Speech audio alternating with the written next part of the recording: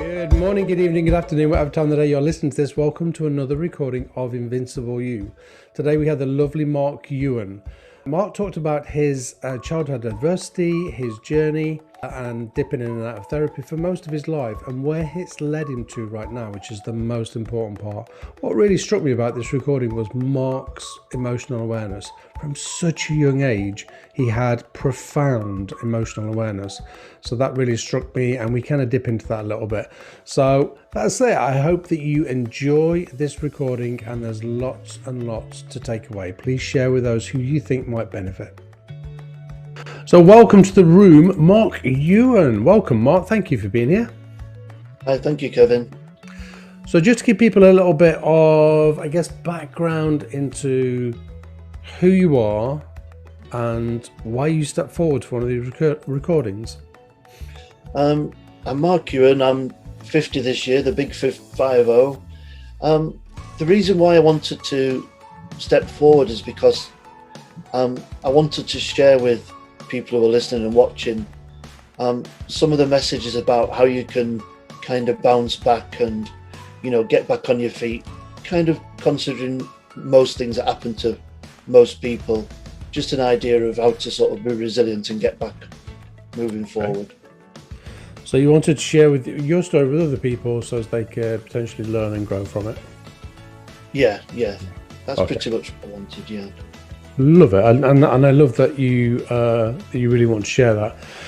So last week you sent me through a document that it was like a chronological, I guess like an events history of your life. It kind of gave me a really insight into your life. And there's a lot of stuff here. When I flick through this, there's a lot of stuff. One of the first things on the paper is the abuse when you were younger. So 11 to 16. Did you say that you were in care at the time? I was taken into care at age 7. Right. And spent about 5 years in a fairly settled environment in terms of the care side of it. Yeah. But the school side of it was nearly always unsettled. I just couldn't settle at school. Right. There was lots going on, and I think the emphasis was on trying to provide a kind of loving home for me, but not very much attention given to school. Yeah. So that first 5 years I spent in care, and after that, about 11 or 12, I was assessed as needing, well, the statement in those days was educationally subnormal, which is a pretty horrible term then and now. The only subnormal bit about it I can remember is finding everything too easy, because they thought the thinking in those days, when if your education is subnormal, it meant automatically that you couldn't handle things very well in terms of comprehension, English, academics, that kind of education stuff. But that wasn't the case with me. It was a case probably that I didn't get enough stimulation. Yeah.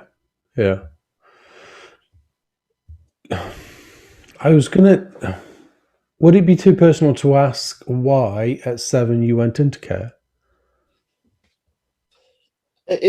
In one aspect, it's a bit of a mystery, because no one's actually said to me, this is why you ended up in care. Yeah. They rarely did in those days. The Children and Young People's Act wasn't anything that protected children in those days. Yeah. We didn't have the Children's Act. So I think in terms of that, nobody actually said, this is why you were put into care, Mark. But my own feelings, which are probably more accurate than anybody else's, is that I always remember in the background my parents were always rowing. I remember, lots of discord. There was never really a peaceful moment. It was always, my memory of it is very noisy. And me being behind a door and parents being behind another door, shouting and bawling. Yeah. And, they didn't tell me what it was about. I wasn't blessed to be, born with parents who had some emotional intelligence. They just rowed like mad. Yeah. And I was cast in a corner kind of thing and just left to fend for myself. Right. Okay. So that's pretty much why. I just, I guess I couldn't settle because it wasn't a settled environment. Yeah. It sounds chaotic, and to use your words, there was no discord there. It was like, or there was discord. It was like just chaos. Yeah, it just noise, Kevin. Even now when I'm speaking to you, I can almost hear the noise, and I have a memory of just a noise, and not being able to tell you much specifics about that noise. Yeah, Now, whether that's intentional, I blocked it out or not, I'm not sure. But yeah, I just remember it being always a noisy, unsettled environment for me. yeah. Were you an only child? No, I had a sister at the time. I was 1 year older, Right. Okay. but there was always a very, oh, kind of delineation between me and my sisters. In other words, I felt like, and objectively, I think my sister was always treated differently. And now I look back, better than I was. Right. It was always me that was the naughty boy and the disruptive one. Right. Well, some of that may have been the truth. It wasn't the total truth. My sister was a pretty much a protagonist at the time. No, and I always, I always question that phrase, the naughty boy, because children aren't born naughty. They're just not. Usually, that kind of behavior is a reaction to something that's going on around them. So I always question when people say, "Oh, it's such a naughty child," and I'm like, "Really? Are they really a naughty child? Or is there something else happening there? What else is occurring that child is behaving that way?" I think I completely agree with you. And even from a young age, I had some beginnings of an understanding about the term naughty child wasn't necessarily the truth or very helpful. Yeah. And something I remember in mind about that was when I went to my first primary school. Um, I had a very significant person in my life, which a lot of people do at that age, and it was a dinner lady called Mrs. Harben. And just a dinner lady, nothing else, not a therapist, not a teacher, nothing. But she treated me very humanely. And I have some memories of me saying to me that you're not a naughty boy, Mark. It's Oh, your mum. And I kind of understand. And there were a few other teachers around at the time that I think if they could have got hold of my mother, they probably would have done. yeah. There was some awareness beginning to develop in me that it Yeah. wasn't necessarily all to do with me, that I might be receiving bad parenting Yeah. because it wasn't fashionable in those days to say you had a bad parent. It was much more fashionable, easier to say a maladjusted child. That was one of the titles. Yeah. ESN and all those other kind of labels that you kind of hear. But Yeah. thankfully, I did have a beginnings of understanding at quite a young age. It probably wasn't totally true. Yeah. I didn't kind of live up to it too much. Yeah. Only in school, maybe. Yeah. I wonder if that dinner teacher ever had any awareness of the impact that her kindness had on your world. I think she did because I made a point of it. I spent, when I left the boarding school, I went back to Doncaster for a year or two. So I always spent a lot of time, being a relatively small town, you do bump into people. Yeah.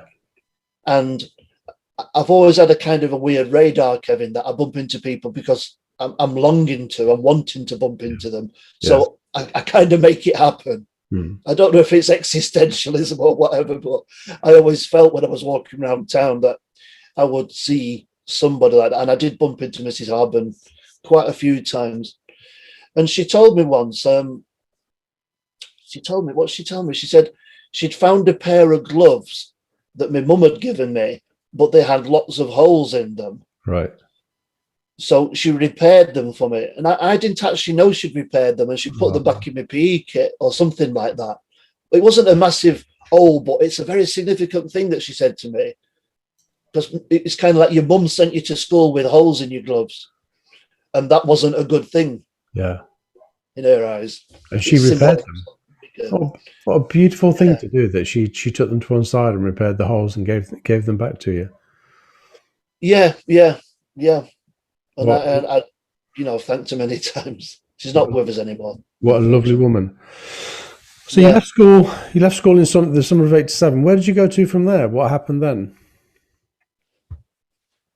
Well, in '87, I was due to leave school, and to put it mildly, leaving under a cloud.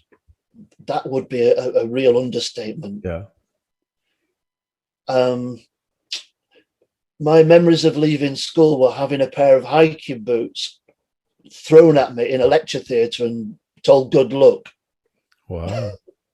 It didn't really give me good luck. I did take the hiking boots because they were good ones and they let me have them. But so I left school with deliberately no qualifications. Yeah. Apart from the sort of outdoor pursuits and sports that I were forced into doing against my will. But interestingly, and I'm not quite sure because I didn't focus on it too much, I did a City and Guilds communication skills and I got a distinction and credit in that. And that was against the backdrop, having read my school reports since, Mark chooses not to communicate with the care staff. Yeah.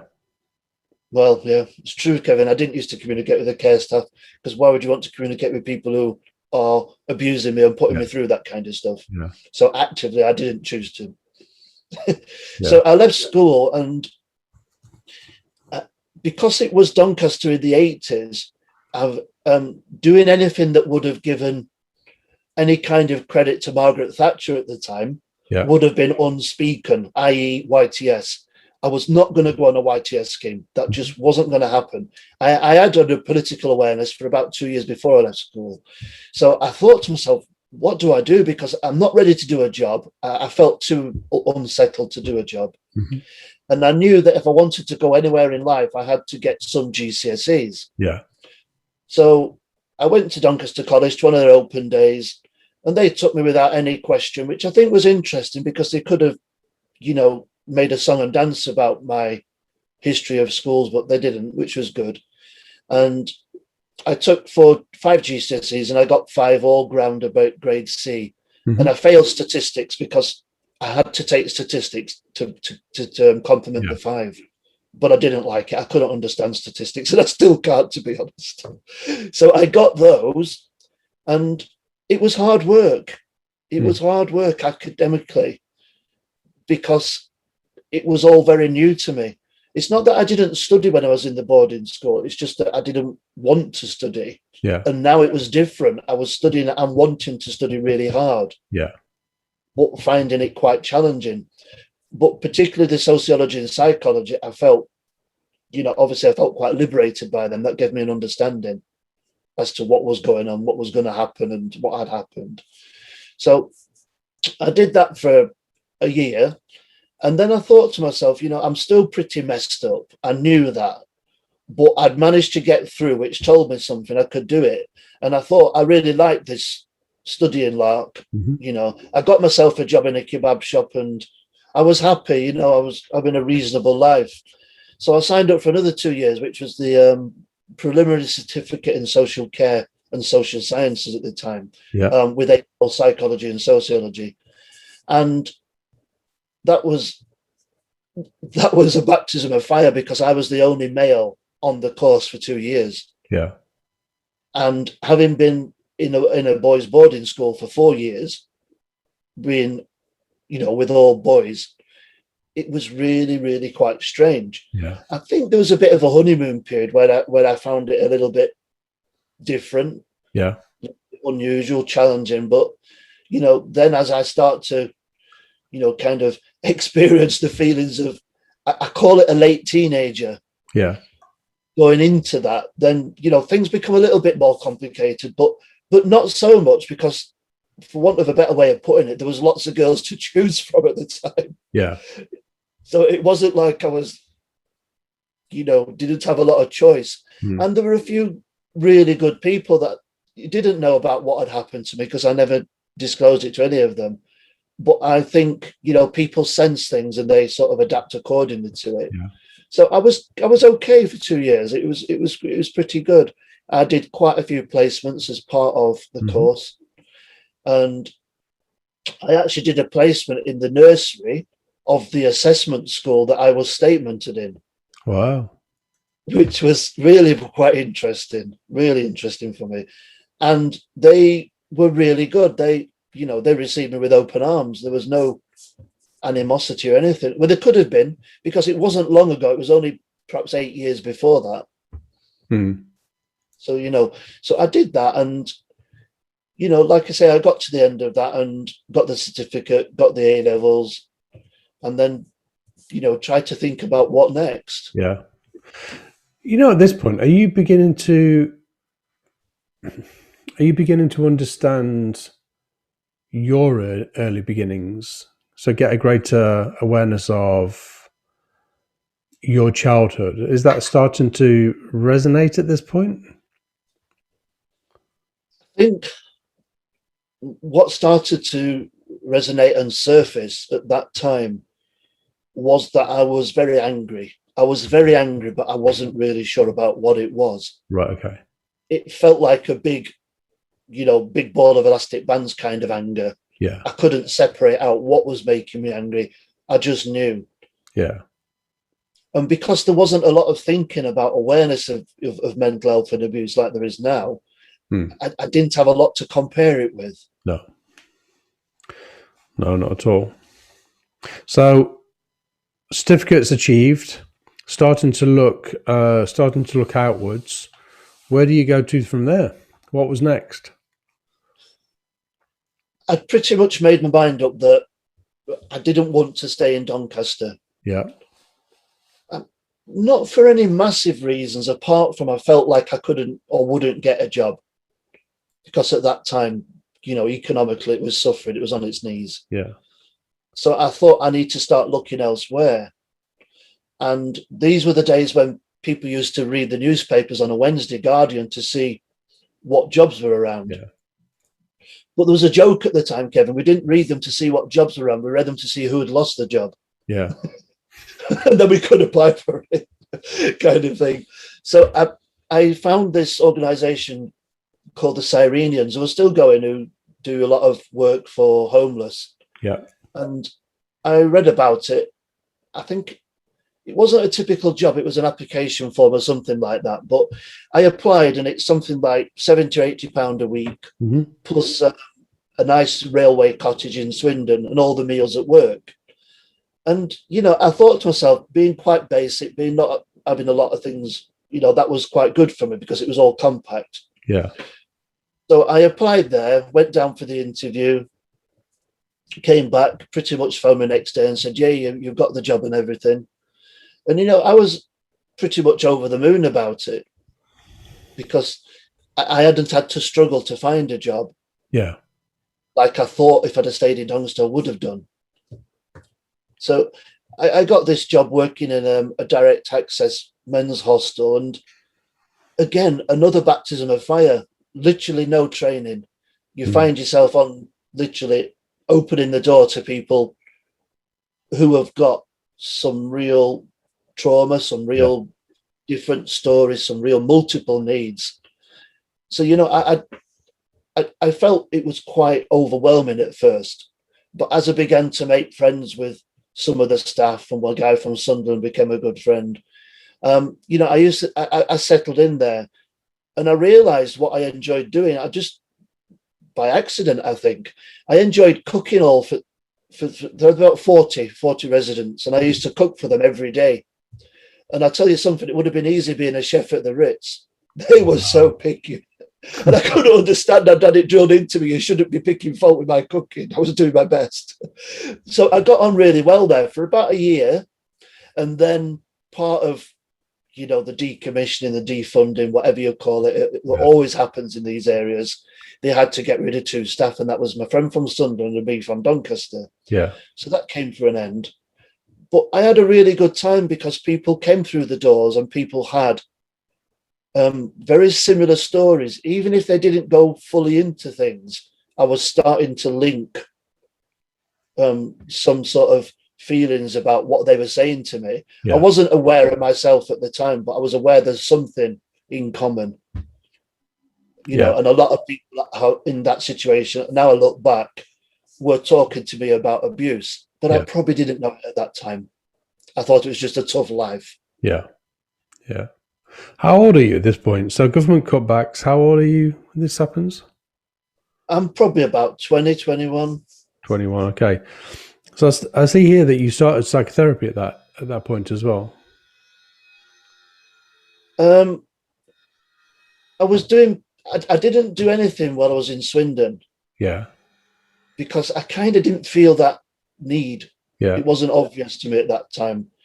I drank probably a little bit too much at that time, but Yeah. not massively amount because I guess I had good people around me who said, "Look, you don't need to have any more," kind of thing. Yeah. So I didn't for that first year, to be honest. It was probably in about 91, 92 that I started that. Yeah. Is the anger still around at this point? Well, the anger was around, but I kind of felt like I was channeling it in a way because I got very, even at college, I got very into kind of socialist politics and anti-fascism and anti-racism, Right. and would go on every opportunity to show protest against these that I could get on, literally every opportunity. Yeah. Even when I was in Swindon, I would find out what was going on in Swindon or Bristol if it was closer to London or whatever. So I'd still got that anger, but I felt, not at the time, but now looking back, I felt like the channeling, that's probably what I was doing with it. Yeah. Yeah. So you had somewhere to spend it, which is always really, really helpful when we have an outlet. So what age did you start psychotherapy? Probably about 22. Okay. But I'd had a little bit before then in the hospital in Doncaster, but I always think hospital psychotherapy is quite weird. Mm. It just felt very different, and looking back, it feels very different. Yeah. I think he had good intentions, but I'm not really sure he got it, to be honest, at that time. You know, for you, what do you think it was that? So 22, and that's a really, really young age. That is. I think I was I about 28 when I first went for counselling. That was because I was at a doctor's, and the doctor said maybe you need some counselling. I was like, oh, okay. What was it at 22? What was it that was triggered inside you that you went, I'm going to do that? I think what it was is before I left Doncaster to go to London, I had a girlfriend, Mm-hmm. and she had basically disclosed abuse to me, but I didn't know it at the time. I really didn't know. I just thought, again, I thought it was weird behavior, and perhaps she was just unlucky, kind of thing. Yeah. So she wanted to get out of Doncaster. I wanted to get out of Doncaster, and I had a job. I had somewhere to live. And I said to her, come down and live with us. You know, but obviously that was in some respects, it was a wrong move because we'd all got a lot of unresolved stuff and unresolved grief. Yeah. So it was when we began sort of living together that we started to, you know, have these problems and sort of comfortably numb moments and everything. And because my first unqualified job was working in a mental health setting, Mm-hmm. I was surrounded by mental health nurses and support workers and social workers. Yeah. So in some respects, it was that. There was one woman, an Afro-Caribbean woman called Maureen. She basically told me that I know you messed up. And she told me, she spoke like a Yorkshireman in a kind of black Afro-Caribbean woman sense. It was quite interesting, which I respected her for. She kind of pushed me that way. Yeah. And she was the person who got me in touch with this therapist because I think it was quite close to Wimbledon where she lived. So it kind of happened because of some pressure from work. Right. But more because I'd got that insight, I think, through doing the course. Yeah. Now was the time to start trying to unravel things a little bit. Yeah. Yeah. Because what can quite often happen is when people are, I don't know, if you get somebody that's meaning well, will step forward and go, you know, maybe you could have a little bit of therapy. We can react in that two ways. We can react and go, what do you mean I need therapy? But it feels like because of your background, because you've done the kind of the courses before that, you already was starting to build this bit of an understanding and a link. So it feels like when Maureen said that, you were like, yeah, maybe. So it was taken the right way. I had the good intentions, but interestingly, what I was worried about at the time, because the counselling was at weekends mostly. Yeah. What I was worried about at the time is I wouldn't be able to go on protests. Right. And that was one thing that I found quite difficult. And the other thing that I was conscious about, I was getting what anybody would say in those days was a good wage. It was probably getting about 13,000 a year in those days. Yeah. Which was a good wage. And I was an avid vinyl buyer. I used to buy vinyl. That was my hobby. Mm-hmm. And I thought to myself, if I spend money on therapy, I'm not going to be able to buy vinyl as much. Yeah. And I tried to weigh up those things in my mind. And because for the first probably 6 months, I'm going every week pretty much, trying to just get something from it. I knew, I think longer term, I had to see something. Shorter term, I just couldn't understand what was happening. I felt it was an utter waste of money. Yeah. I really did think it's just throwing my money away. Yeah. But then I guess some, light switch came on after that 6 months, and things started to, I think when they started to hurt, they started to mean something. Yeah. Because for the first 6 months, it wasn't really painful or hurtful. It was just annoying because I couldn't make head and tail of it. Yeah. But when I began to make sense of it, I started to feel, my God, I'm starting to feel vulnerable now. I'm starting to feel that exposed state. Yeah. Because I use this analogy around therapy that therapy is a little bit like renovating a house. And if we're renovating a house because we want to let more light in, or we want the flow to be better, or however we want to do it, we're going to make a mess. We're going to have to make a mess, and we're going to have to put supports in to keep the house up, stop it from falling down. And it feels like that's what you're experiencing there. It's like therapist is like taking bricks down bit by bit, and you're like, what are you doing? You're just making a mess. Stop doing that. And then when we start rebuilding, and actually the other thing that can happen during the taking the bricks down, it can begin to get a little bit painful, particularly when the house starts to get a little bit weak. That's when we can really start feeling the pain, and that's what it feels like you're describing there. I remember at the time the pain was very similar to the pain I had at the school. When all the abuse was happening at the school, I would try and find somewhere to hide and lock myself away and cry myself to death, literally, just because I couldn't understand what was going on. Yeah. Then something told me that there were a few reasonable people around. Yeah. And there were. I'm not discounting that. Abuse is not, one way sort of thing. And that sort of pain, what I felt back then, was similar to the pain I was feeling then. Yeah. Is I had to put myself in that mode where I thought of a bigger picture. Yeah. I could almost see that. And coming from that same experience in school, the thing that helped me there is reading. I was reading prolifically until the headmaster realised that and threw all the books out of the library and wouldn't let me read, which that was childcare. Because he said I was reading too much. Right.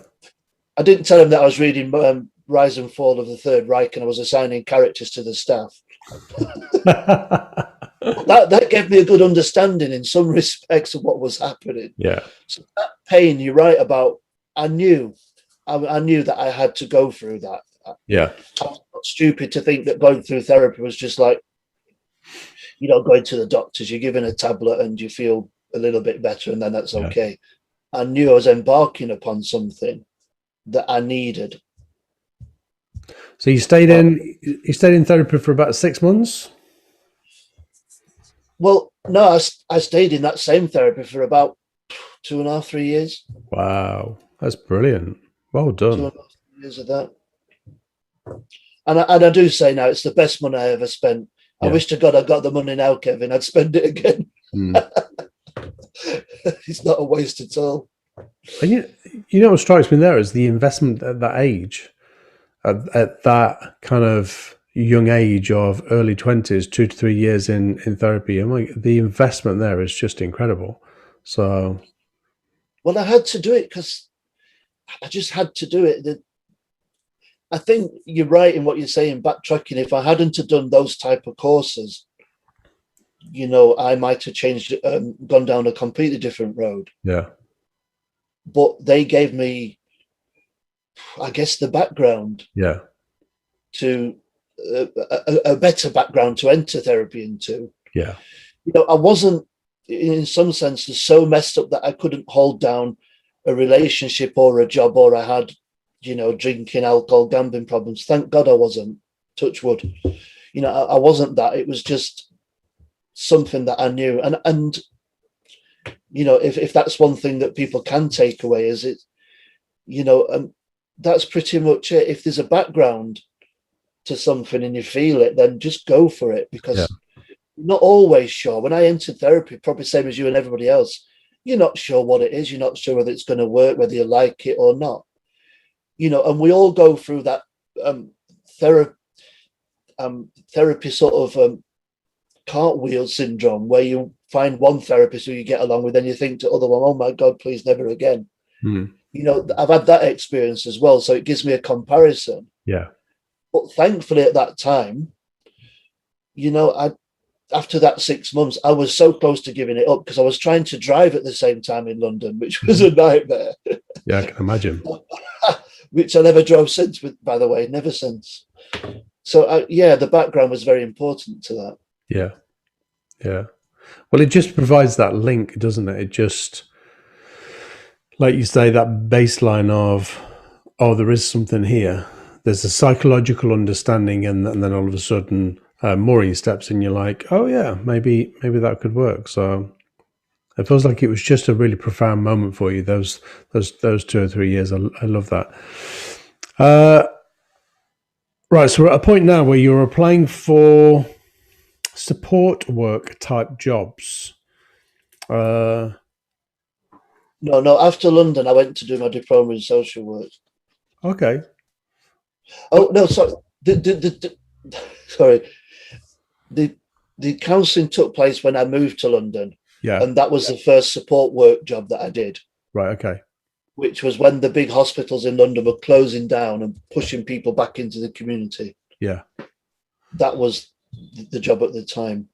And it was a very tough job, very tough, because people have been institutionalized for 47, 48 years, some people. Yeah.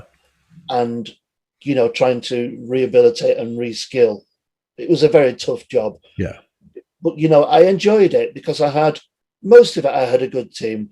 There was one person that completely locked horns with me, and I'll never understand why. But anyway, the team was good. And, I kind of stuck at that for about 3 years. Yeah. And then got a bit bogged down with it. I thought, I'm still young. I want to try and, I'd got it into my head, partly for the reason that I wanted to prove to my family I could become a social worker, and partly to, it was part of the journey that I was on. I wanted to sort myself out properly, and either mistakenly or not mistakenly, I thought becoming a social worker would do that. Yeah. I'm not quite sure, but I do actually remember thinking that quite strategically, that, so I applied for one partnership university at the time, because the diploma in social work was a new qualification. And I got on the West Yorkshire partnership and I went for the interview, and it was quite nervous. And somebody said to me, what book are you reading at the moment? And I said, I was honest. I said, I'm reading the lives and I can't remember the title, but basically the story of the Yorkshire Ripper, Peter Sutcliffe. And I was fascinated by it, I think is the right word. A morbid fascination, of course. But I remember going into some detail about why it was and everything. And then literally end the interview, they said, you've got a place. And considering I'm a person that's not used to having big things happening that are good, I was bowled over by it. Scared to death, but bowled over by it. Yeah. So I got that, and that's when I left London to go back, because I thought that's what I needed to do. Yeah. So I'd kind of gone up 2 pay increments in London, and there wasn't a lot further I could go. Yeah. I didn't want to do nursing. That was one thing that I didn't want to do. Yeah. There was something really fashionable about social work in, I want to say, the 70s, 80s and 90s. It's not as fashionable. I don't feel like it's as fashionable anymore, but certainly 80s, 90s, it was quite a fashionable job, wasn't it? Yeah, I think it was. But it's interesting because when I look back, all the social workers I've had, which would have been probably 5, 6, maybe 10, Yeah. they were nearly all dreadful. Absolutely. The one in the school was always drunk, literally nearly always drunk. Every time I remember his breath smelling of alcohol. Yeah. But I'd had a really bad experience with them. But one woman who I had a good experience with wasn't a social worker. She was what they called EWOs in those days, which is an education welfare officer. Yeah. Which, to be honest, Kevin, she was the best social worker I had that wasn't. Yeah. She really knew. And again, she was from that ilk in Yorkshire that told me straight and kicked my butt a little bit. And incidentally, another one who really didn't like my mum but couldn't do much about it. So I think she struggled professionally as well. Yeah. She maybe wanted to say some things to my mum that she just couldn't. Yeah. So I'd not had a good experience or role model to go on. I just felt like I had to do it, get through it, and see how I felt at the other side. Yeah. Yeah. Sometimes I always think with jobs like social work, there has to be an empathy there. There has to be an ability to feel and understand people at a real empathic level. And I wonder whether the issue with social work was the training for it was so academic that you were never going to necessarily attract empathic people. Yikes, let me unpick that. Gosh, you got me there. That's unusual. So just recap that about empathic people. I'm not quite sure what you're saying. Well, actually, I wonder whether. So I'm what one might consider an empath, but I'm not academic. So when I was younger, if somebody said to me, "Go and be a social worker," I'd have been, "I can't be a social worker because it's academic learning." But I might have had the empathic skills. So for me, when we're looking for empathic skills, being empathic and being academic don't always sit hand in hand. In fact, I would say very often they don't sit hand in hand. I think there's an interesting point there that in particularly in Doncaster at that time, the culture was very much about males doing male jobs and women doing women's jobs. Yeah. And social workers coming at weekends or evenings and taking your children away. Yeah. So it wasn't a popular thing for me to do. Yeah. Certainly not. Absolutely not. And I think there is definitely an interesting crossover between academia and being an empath. Of course there is. Yeah. And I never really thought about it at that time, but I look back now, and because I've read a lot of my case files and sort of things from school, I was always quite empathic.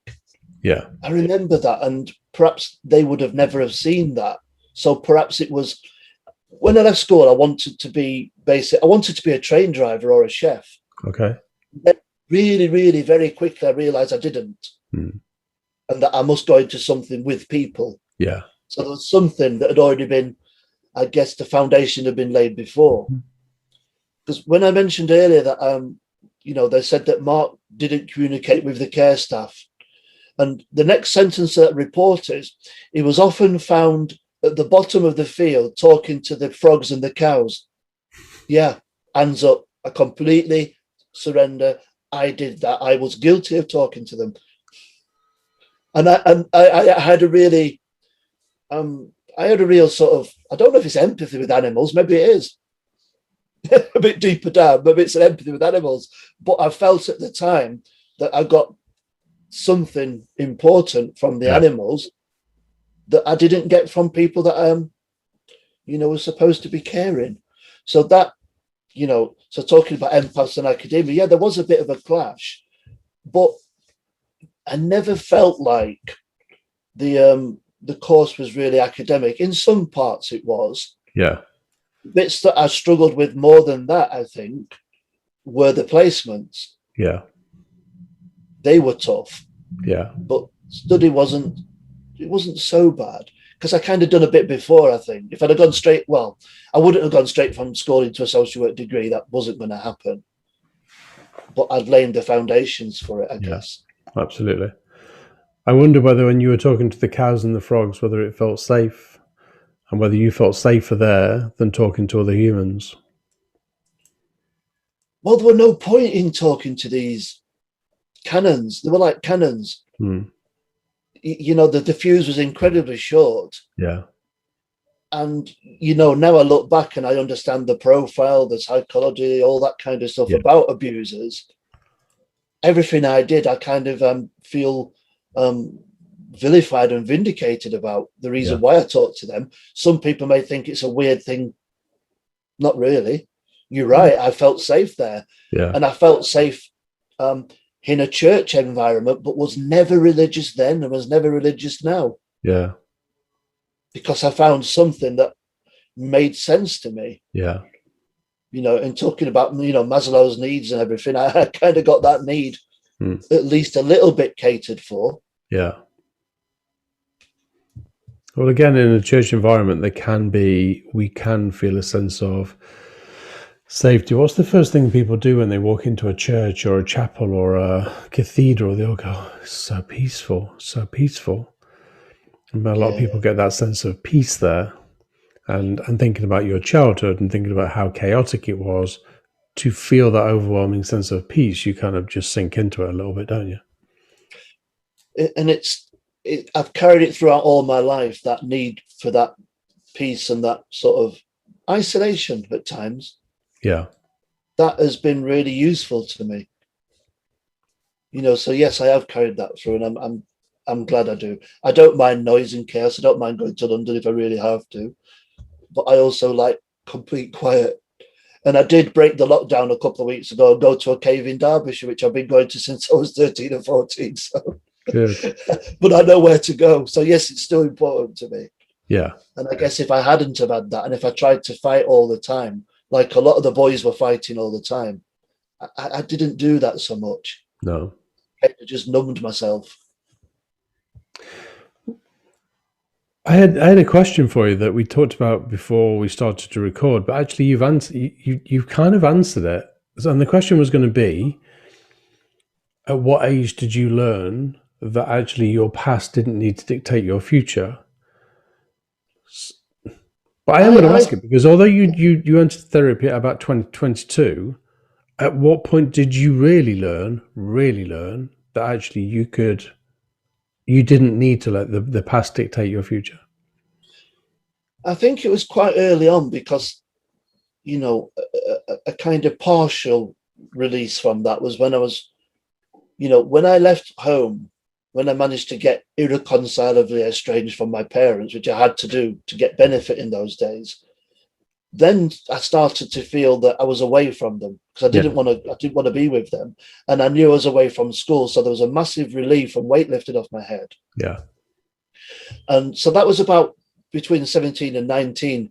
I got in this bed and breakfast in Doncaster, which now I look back was a beautiful old Victorian house and was absolutely beautiful.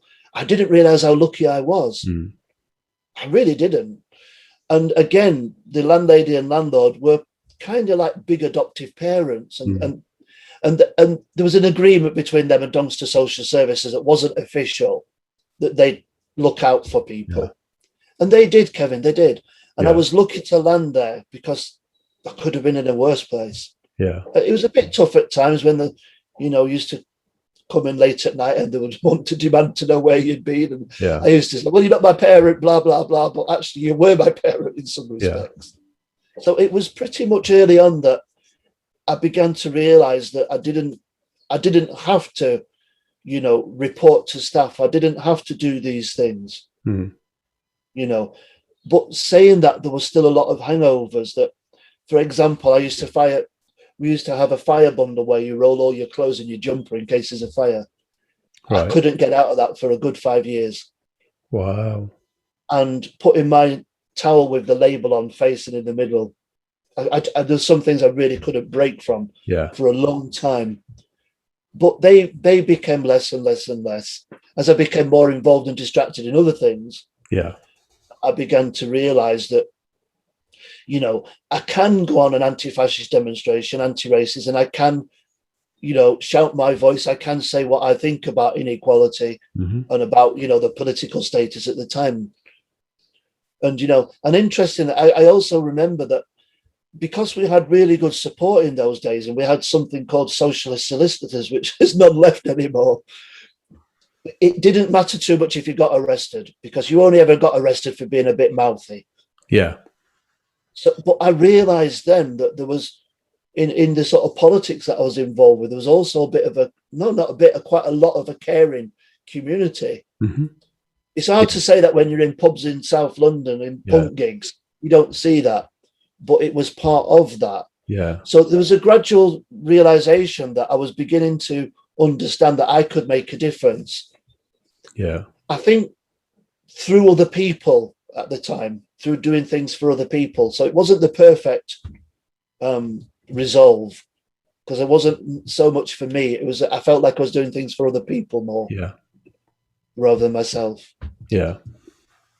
What you were describing there was it feels like there's a sense of community, and we can get a sense of community and a belonging in the most unusual of places, or in places that we wouldn't necessarily expect it.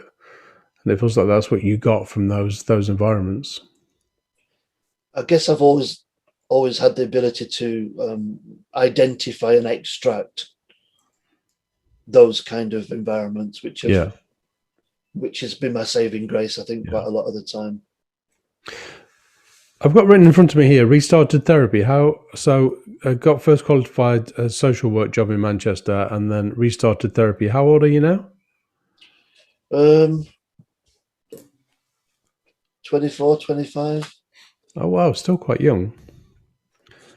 So restarted therapy, and then written below that is lots of hidden and surface emotions starting to appear. So I guess we're recognizing at this point that you're not out of the woods. There's still a lot of stuff there to be processed. Yeah. I mean, considering this was my first qualified job. Yeah. So I think the intensity and magnitude of the work, I was never to be able to expect that. I'd had a taste in the placements, but I didn't know how mean the streets of Moss Side were. I didn't know. I'd heard of it before, of course I had, but I didn't realise how that was. And also what I think now looking back is at least 3 of the other social workers were also very messed up. Yeah. So messed up that they would just want to fight with me and fight with each other and score points off of each other. I remember one day, one of them saying to me, I commented about Manchester United football to him. I said, "Oh, they didn't do very well last night." And he absolutely let rip at me and started effing and blinding me. He says, "What do you know about football? You're not even from Manchester." And I always remember that, thinking, God, how sad is this? How sad is this? It's just, and there was lots of that bickering, infighting. Yeah. And what became obvious that to me, I felt a lot of the social workers, quite a few of them, didn't like the people they were working with. They said the awful things. They were bad-mouthing them. They were deliberately sabotaging them so they could get them back in hospital where they were easy to control. And I kind of sensed that and started to speak up about it, but then got myself a bit of a name for it. Yeah. The rebel rouser, trouble cause, whatever you wanted. And I desperately wanted to hold on to this job. Of course I did. It meant a lot to me to get there.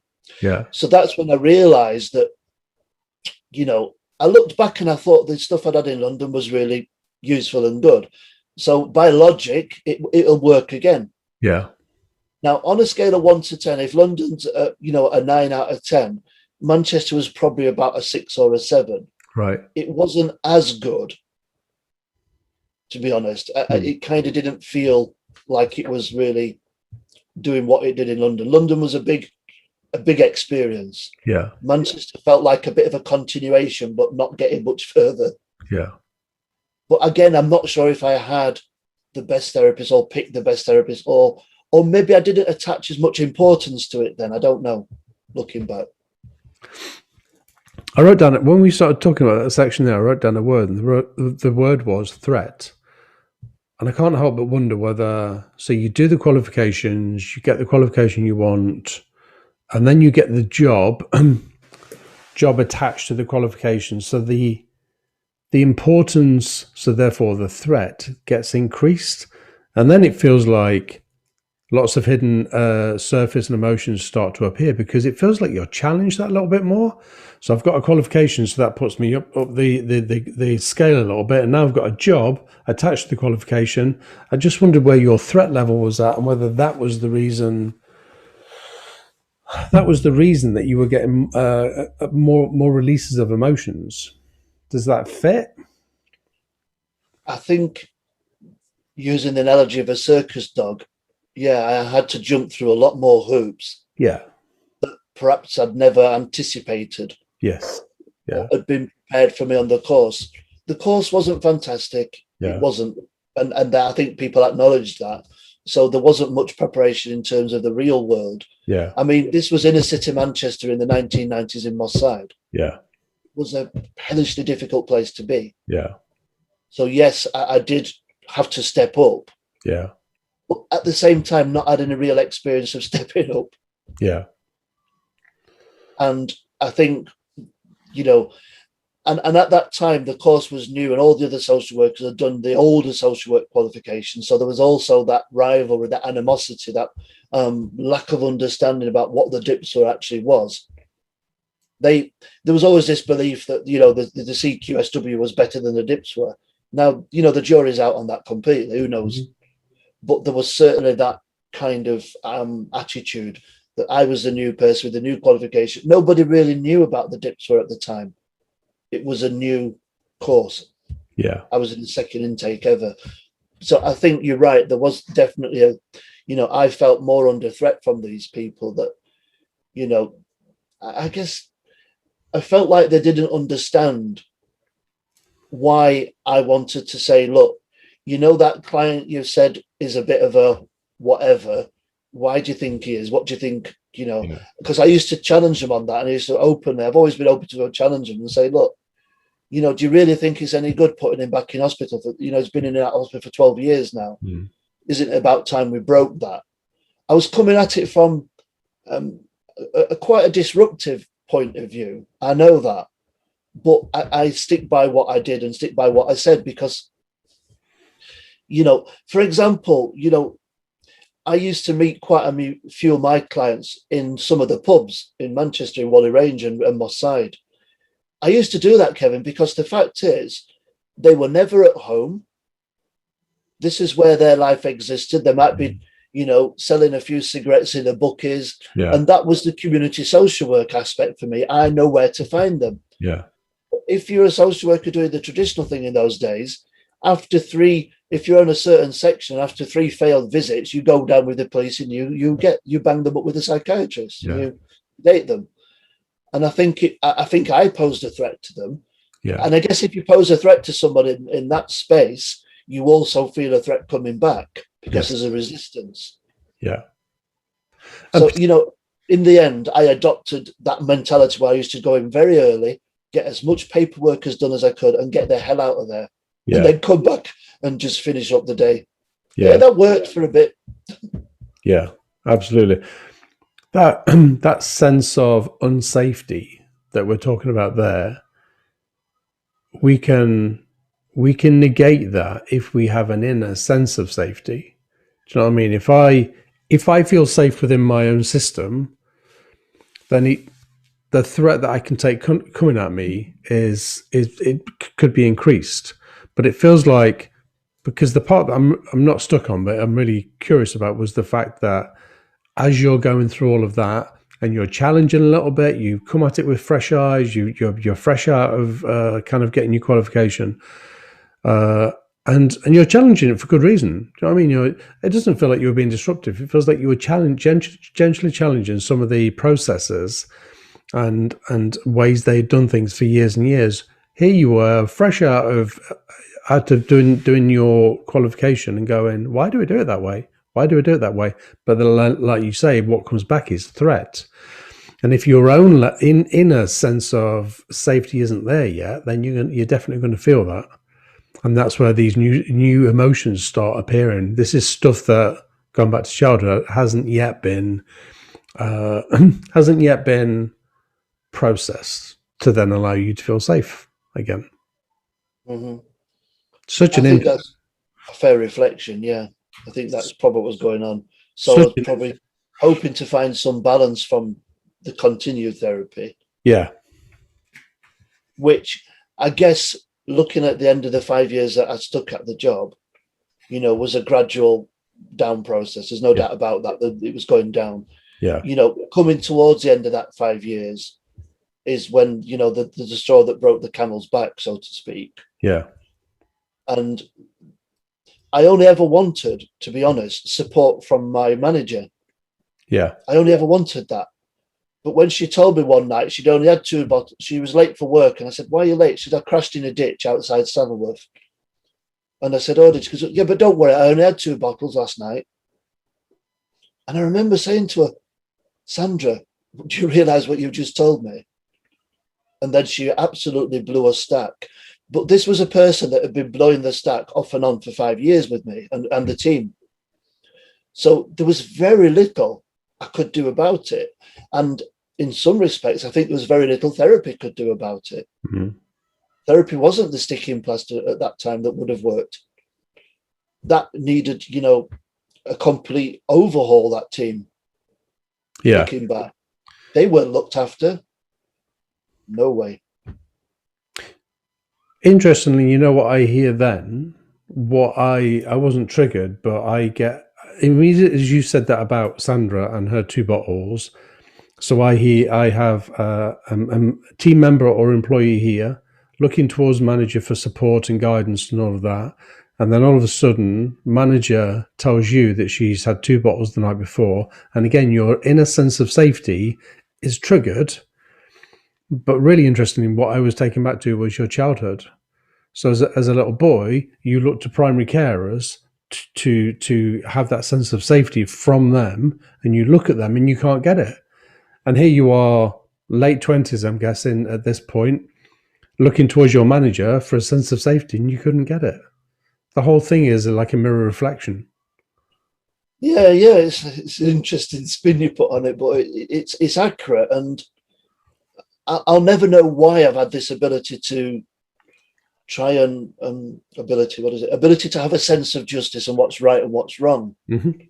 And there's a lot of continued themes in my life where that's become more evident than perhaps some is. Yeah. But there is definitely a link to it, and there is a link to being very young and knowing that, I'm not really a bad child. I'm just a child that wants that sense of loving, that sense of belonging. Yeah. If people ask me what I want now, I'll say that, the same thing, probably what they've asked when I was a child. If they would have asked me that question, which they probably never did, they just told me what was happening to me. Yeah. And asked me, I could have probably told them, not in as good a sense as now. Yeah. But I'd certainly give it a good go. Yeah. But not many people I can remember sat down and said, "What's going on for you, Mark?" It was like, well, we're the professionals, we're the care staff, what we're doing must be right and you must be wrong as a naughty boy. Full stop. It's incredible, isn't it? It's incredible. But it is when you saw the title, it used to be registered child care officers, which is just hilarious because there were no care there. No, not at all. Where are you at now? Let's bring it right back up to modern day and tell me where you're at right now. Now, well, in 2017, I was in Sheffield and I decided to, with a few friends, colleagues, to set up a mental health training group to deliver from the lived and shared perspective.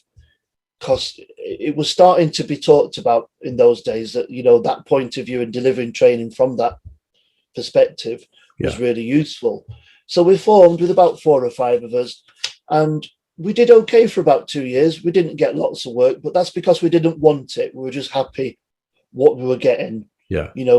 We'd got a self-help project, which we set up with the council. We got that. We did well with that. It got decommissioned, of course, and because we did so well, it got decommissioned.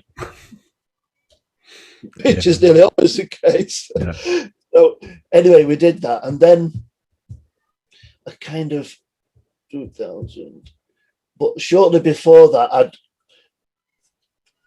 got married, I got divorced, and then I thought, what do I need to do? Well, I gave all my money away to my wife because I thought that she'd come back and she didn't. and I left myself about £2,000. So I went back to Bulgaria just to relax and chill out, because that's what I did. And then I met another woman on Facebook. I just like to photo. That's the honest truth. I like to photo because that's all there was, and a bit of a And I said to myself, okay, I'm going back through Sophia soon. Asked if she wants to go for a meal. So she went for a meal together, and then started talking for 4 or 5 months on Skype on those days. And then she came over in about 2010, and we've lived together ever since. She's an occupational psychologist and a researcher, and we moved to Nottingham in 2016, 17, something like that. Mm-hmm. So we moved over for her to have a job at the university. To be honest, I didn't want to move from Yorkshire because I kind of felt comfortable in Yorkshire. I'm still a bit, it's too far south for me, the Midlands. So I set up EXE trainers. That was all right for 2 years. And then people sort of drifted away because they became successful in their own ways. They became, a mental health instructor, or they got a full-time job or whatever. Yeah. So I was left holding that and tried my best and survived on doing bits for people's training agencies, training groups, doing my own, sort of story, but it's a story through mental health awareness training. Yeah. And in those days it was, and still is, quite difficult to sell it from that point of view. Yeah. Because the standard product out there that is mental health first aid has made it virtually impossible for people with lived and shared experience. Because of the sheer uniqueness and variety of lived experience, everything everybody seems to want, Kevin, is in a very ordered, one-size-fits-all approach. Yeah. So that made it very difficult for me and a few associates we're working with to get any kind of work. Yeah. Really difficult. But again, I managed to find a guy in Mansfield who I did quite a decent contract with Doncaster Council, which is very interesting because that's where I grew up, and that's where the council disposed of me from. So that was interesting because there's been a lot of emotions about that. So I did that, for about 2 years, and that was okay. I was getting my own gigs in London now and again. And then when the pandemic hit last year, obviously face-to-face training came to an end, and nobody had prepared. There was no way of preparing for it. We just got told that you can't do face-to-face anymore. You're just going to have to, bear it out. Yeah. So I thought, okay, then. And I had a few months where I was kind of, in one sense, happy that I wasn't working and I'm being a bit more slowed down. But then I started to feel quite down. I started to get quite depressed, thinking, oh my God, all the stuff I've done over the past 2 or 3 years, I'm scared of it losing. I'm scared of losing it. It's going away, or not using it, or whatever. So I sat and talked to myself, which I do quite a lot, and thought, what do people need perhaps before they go to mental health first aid training or anything like that? And talking from experiences, many people don't want to be on courses. They're fiddling with their phones. They're there because they have to be mandated to be there. Lots of reasons why people are not there. Yeah. And I came up with 2 very simple things, is that people often on courses of mental health don't know how to talk and share properly. Yeah. I say properly in a loose sense, but in a way that would make their training more effective for them. So I came up with the idea of just talking and sharing. And that's where I'm at today. I set up TalkShare website. I bought the domain name that same day, very quick. And I paid a company to do the website. I had a little bit of money left, and they ballsed it up, for want of a better word, and tried to get more money out of me, trying to exploit the fact I know nothing about web development, which I didn't. But anyway, I sniffed a rat. I didn't give them any money. And I started again from scratch learning WordPress and web developing. So I guess in the last year to a year and a half, if I think I've not done much financially, which I haven't, at least I've learned how to do a website. And I've done it from scratch. And again, through a lot of pain. Yeah. It's been painful because I've lost everything a few times through doing things that I now know I shouldn't have done. Yeah. So that's where I am up to date with TalkShare. And it's just a service, really, like what we're doing. It's not counseling, it's not therapy. And I think I want the strength to be in diversity. I want the strength to be in different people Yeah. and different organizations from different parts of the country and the world, Yeah. just getting on a Zoom call and saying what's happening for you in Scotland, what's happening for you in Cornwall, Yeah. what works, what doesn't work. And, so that's pretty much where I'm at the moment. I've kind of nearly finished. I'm in some talks about collaboration at the moment to try and get that moving a little bit. Yeah. But I'm not in no big rush with it, because if there's one thing that last year's told me, I don't have to rush anymore. Yeah. Yeah. It's quality is probably better than just rushing along. Yeah. That's brilliant. And I really hope that it takes off for you, because the mental health sector, let's say, is a buoyant one at the minute, and it's going through a massive amount of growth. And I kind of know that we agree on this point that we're not entirely sure that some of the growth is positive growth. Let's just leave that there. Sometimes it feels like for us that it's not necessarily going in the right direction, but at least it is growing. I think if I can champion the cause of, looking at things from a lived and shared perspective, I think that's really, really a powerful message for people to get hold of, because every workplace has those people there. Yeah. About that. Absolutely. And I think it's important. It's like, sometimes as a therapist, we do disclose, we do let go of stuff. And the reason that if I ever choose to disclose my history, some of my points of growth, I do it because I want the person sat in front of me to know that I have a lived experience. I have a lived experience. I'm not just 80% of what I deliver in here or in the corporate setting comes from me, not from a book. It comes from my own learning, my own growth, my own experience. So, and there's power there. There's such power there. Yeah. What would you like for people listening to this? What would be your takeaway? I think what became obvious through our discussion is the takeaway is, when anybody feels like they're surrounded or dominated by bad people or bad things, still try and keep something set aside for yourself that makes you seek out something that is positive, something that is good, because it very much is always there. It is like the needle in the haystack, but the needle is actually there. You can find it. Yeah. But you've got to keep something of yourself, and it doesn't have to be a conventional thing as such. It could be quite unique. It doesn't have to follow suit or anything. No, not at all. I love that. And the thing is, we look for things that follow suit, but I would say don't do that. Be your own amazing, unique individual that you are. Stop trying to follow the crowd. Just be yourself. Yeah. Well, that's something I've not tried to do, and probably can't at this point in my life. But I've not wanted to. I've not felt compelled to do that. Yeah. I've tried to do what, and if people don't like what they hear or what they say, then that's okay. Yeah. And be somebody that does. Absolutely.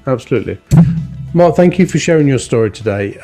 You're despite the early beginnings and the adversity that you experienced there, it feels like you've definitely at such a young age began to grow. I think that's amazing, and which has led you to where you are right now. So I think it's another example of how we can grow through adversity, and we can be not a reflection of our earlier beginnings. Yeah, sure. So I love that. Thank you for sharing, and thank you for your honesty today. Yeah, thank you, Kevin. So that's it. That's another recording of Invincible You in the Bag with the lovely Mark Ewen. Don't forget, if we're not covering subjects that you wanted to cover, then get in touch and give us a shout. And don't forget, if you've got a skill that you want to share or a story that you want to share, get in touch as well. Thank you to Home Radio for producing these. If you're not listening to Home Radio, go across and listen to them. You can get them on iOS and Android apps, and you can get them at homeradio.co.uk, or you can enable your Alexa. That's it. I will be back next week with another recording. Remember what I say, be kind to yourself and be kind to everybody around you. Thanks again, Mark. Thanks very much, Kevin. Bye-bye. Thanks, everybody. Bye-bye.